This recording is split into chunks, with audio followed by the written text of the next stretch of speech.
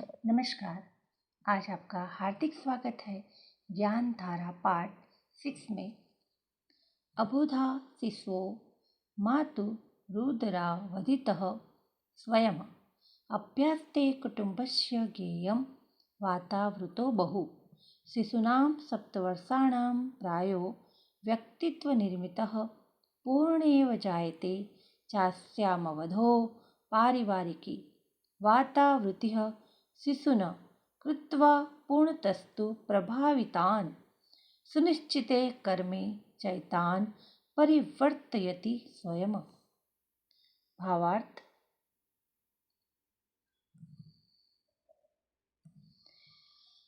अबोध शिशु माता के उदर से लेकर परिवार के वातावरण में बहुत कुछ सीख लेते हैं। 7 वर्ष की आयु तक बच्चों का व्यक्तित्व बहुत बड़ी मात्रा में विनिर्मित हो चुका होता है। इस अवधि में पारिवारिक वातावरण का ही भला बुरा प्रभाव बालकों को सुनिश्चित ढांचे में ढालता है। व्याख्या: विद्या वह उच्च स्तरीय संस्कार युक्त मार्गदर्शन है जिसका शुभारंभ गर्भावस्था से ही हो जाता है। माता की गर्भकाल की अवधि में जैसी मनः स्थिति होती है, जैसा चिंतन प्रवाह चलता है, बालक वैसा ही ढलता है। जन्म के तुरंत बाद से ही वह शिक्षण प्रत्यक्ष रूप से चल पड़ता है। आनुवांशिकता से गुण संपदा के संतान में समाविष्ट होने की बात जितनी सही है उतनी ही यह भी कि वातावरण में स्वयं के जीवन कर्म में उन संस्कारों का समावेश किया गया अथवा नहीं जो माता पिता अपनी संतानों में चाहते हैं। एक दार्शनिक का वह कथन 100% सही है जिसमें उन्होंने 5 वर्ष की अवधि के बाद शिक्षण हेतु अपने बच्चे को लेकर आने वाली एक माता को कहा था कि बच्चे को विद्या देने की बहुमूल्य अवधि 5 वर्ष तो वह गवा चुकी। वस्तुतः सुसंतति के निर्धारण हेतु माता पिता का स्थान भी उतना ही महत्वपूर्ण है जितना कि जन्मोपरांत निर्धारित अवधि में गुरुकुल पहुंचने पर शिक्षक का। बहुमूल्य रत्नों की खदान। प्रसिद्ध साहित्यकार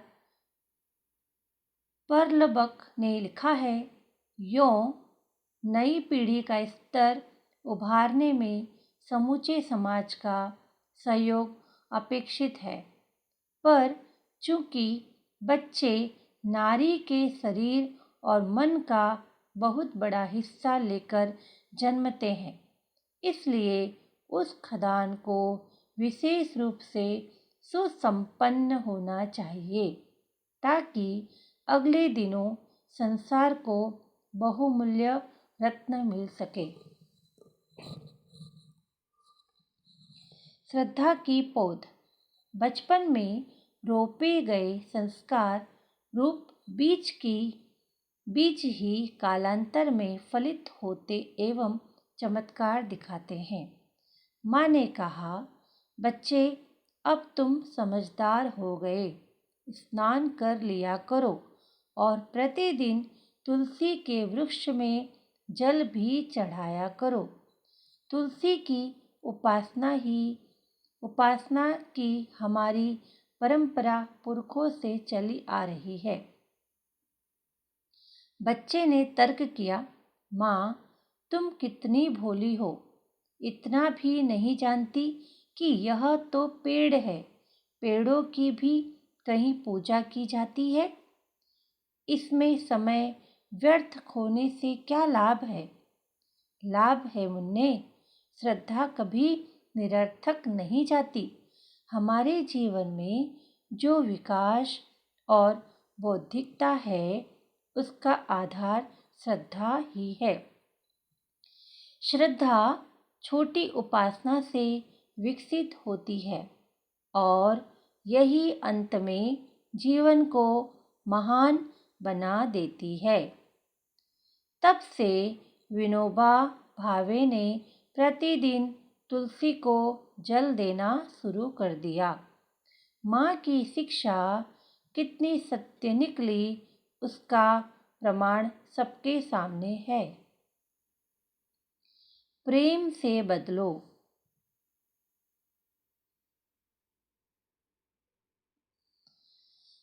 आचार्य हरिद्रुमत यज्ञ संचालन के लिए गांधार जा रहे थे।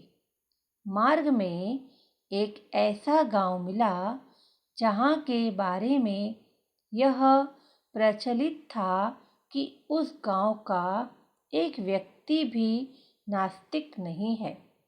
किंतु यह क्या, जिस समय वे एक गली से गुजर रहे थे, एक गृहस्थ अपने बच्चे को बुरी तरह ताड़ना दे रहा था। गृहस्थ उस समय गुस्से से लाल हो रहा था। हरिद्रुमत के पूछने पर उसने बताया, महाराज, नाराज न हो तो क्या करूं? सारे गांव में यही ऐसा है जो नास्तिक है। इससे मुझे अपयश मिलता है। आप ही बताइए क्या किया जाए? आप इस बालक के साथ और अपेक्षाकृत घनिष्ठ प्रेम कीजिए। प्रताड़ना देकर नास्तिकता मिटाने का हरिद्रुमत ने उत्तर दिया और आगे बढ़ गए। पिता और परिवार ने बच्चे को प्रेम दिया, प्रगाढ़ प्रेम। उसी का परिणाम था कि यही बालक आगे चलकर महान धार्मिक संत उद्दालक ने नाम से विश्व विख्यात हुए। सही शिक्षण ही श्रेष्ठ व्यक्तित्व का निर्माण करता है।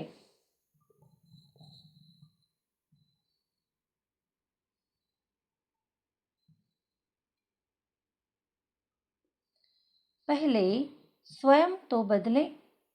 यदि माता पिता का स्वयं का आचरण हेय होगा तो वे वही तो सीखेंगे जो वे देखेंगे। एक 7 वर्षीय बालक को माँ पीटे जा रही थी। पड़ोस की एक महिला ने जाकर बचाया। उसे पूछने पर उसकी माँ ने बताया कि वह मंदिर में से चढ़ौती के आम तथा पैसे चुरा कर लाया है, इसी से पीट रही हूँ इसे। उस महिला ने बड़े प्यार से उस बच्चे से पूछा, क्यों बेटा, तुम तो बड़े प्यारे बालक हो, चोरी से गंदे बालक करते हैं, चोरी तो गंदे बालक करते हैं, तुमने ऐसा क्यों किया? बार बार पूछने पर शिष्यों के बीच से वह बोला, माँ भी तो रोज ऊपर वाले चाचा जी के दूध में से आधा निकाल लेती है और इससे करती है कि बताना मत, और इनसे कहती है कि बताना मत। मैंने तो आज चढ़ती बार पहली बार ही चोरी की है। महिला का मुख देखते ही बनता था उस समय। वास्तव में बच्चों के निर्माण में घर का वातावरण बहुत महत्वपूर्ण होता है। यदि चारित्र्यवान संतान अपेक्षित है तो सबसे पहले अपने ही गिरेबान में मुंह झाँकना होगा। माता पिता की कथनी करनी एक ही होती है, यह जरूरी है, क्योंकि बच्चे कच्चे मन पर वही संस्कार पड़ते हैं जो उन्हें प्रत्यक्ष दृष्टिकोण होते हैं।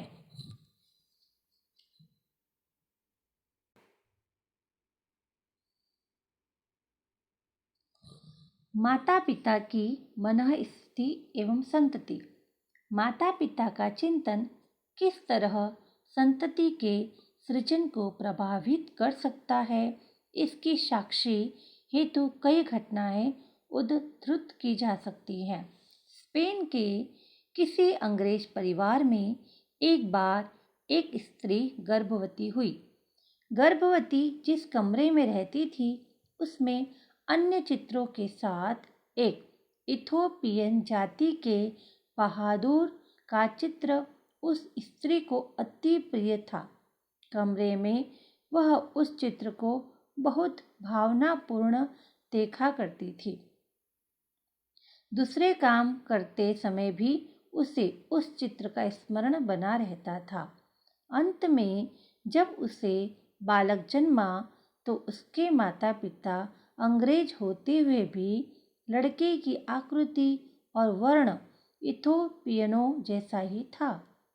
उस चित्र की मुखाकृति से बिल्कुल मिलता जुलता उसी के अनुरूप था।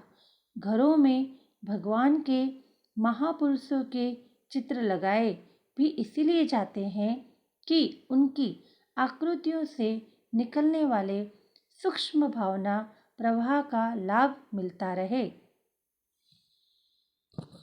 ऐसी ही एक घटना पिता से संबंधित है। एक अंग्रेज ने किसी ब्राजीली लड़की से विवाह किया। लड़की का रंग सांवला था पर उसमें मोहकता अधिक थी। पति पत्नी में घनिष्ठ प्रेम था पर उन्हें कोई संतान नहीं हुई। कुछ समय पश्चात वह मर गई। पति को बड़ा दुख हुआ। कुछ दिन बाद उसने दूसरा विवाह अंग्रेज स्त्री से किया। वह गौर वर्ण की थी पर इस अंग्रेज को अपनी पूर्व पत्नी की याद बनी रहती थी, इसलिए वह नई पत्नी को भी उसी भाव से देखा करता था। इस स्त्री से एक कन्या उत्पन्न हुई जो ब्राजीलियन लड़की की तरह सांवली ही नहीं मुखाकृति से भी मिलती जुलती थी। यह गर्भावस्था में पिता के मस्तिष्क में जमा हुआ पत्नी प्रेम का संस्कार ही था, जिसके कारण बालिका ने उसका रंग और आकार ग्रहण किया।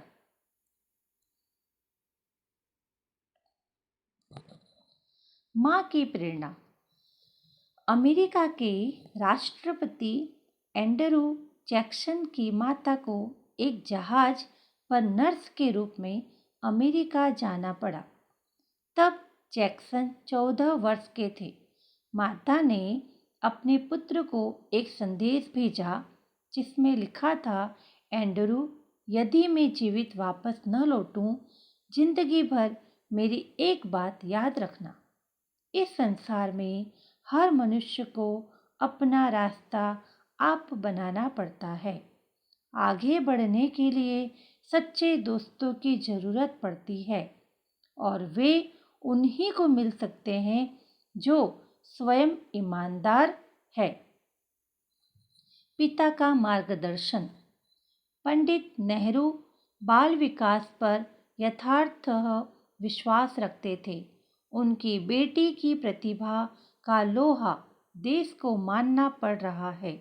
उसके विकास के लिए वह कितने प्रयत्नरत रहे थे, इसका अंदाज पिता के पत्र पुत्री के नाम को पढ़कर लग सकता है। बेटी दूर थी तब पत्रों द्वारा जो मार्गदर्शन दिया गया उसकी एक महत्वपूर्ण पुस्तक बन गई। इस उच्च स्तरीय मार्गदर्शन ने ही इंदिरा के विकास में महत्वपूर्ण भूमिका निभाई। स्वाभिमानी अंगद। श्रेष्ठता की परख वेशभूषा से नहीं होती, न ही आयु से। जैसा विकास बाल्यकाल से संतति का होता है, वैसी ही उच्च स्तरीय उसकी परिणति भी होती है। अंगद की आयु कुल 24 वर्ष की थी जब वे राम के राजदूत बनकर लंकापुरी गए। अंगद को देखकर रावण हंसा और बोला, लगता है राम की सेना में कोई दाढ़ी मूछ वाला विद्वान नहीं जो एक छोकरे को यहाँ भेजा गया। अंगद का स्वाभिमान फड़क उठा। उन्होंने कहा, भगवान राम को पता होता कि रावण जैसा विद्वान भी विद्वता की परख वेश से करता है तो निस्संदेह यहाँ किसी दढ़ियल बकरे को ही भेज दिया होता। यदि आप राम के दूत से चर्चा करना चाहते हैं तो पहले व्यक्ति को उसके गुण, कर्म, स्वभाव से परखना सीखे। दुश्मन की सभा में यह गर्वोक्ति करने वाला अंगद श्रेष्ठ माता पिता की संतान तो था ही, उसे जो शिक्षण एवं वातावरण मिला उसने उसे हनुमान जैसा पराक्रमी बना दिया। प्रणाम।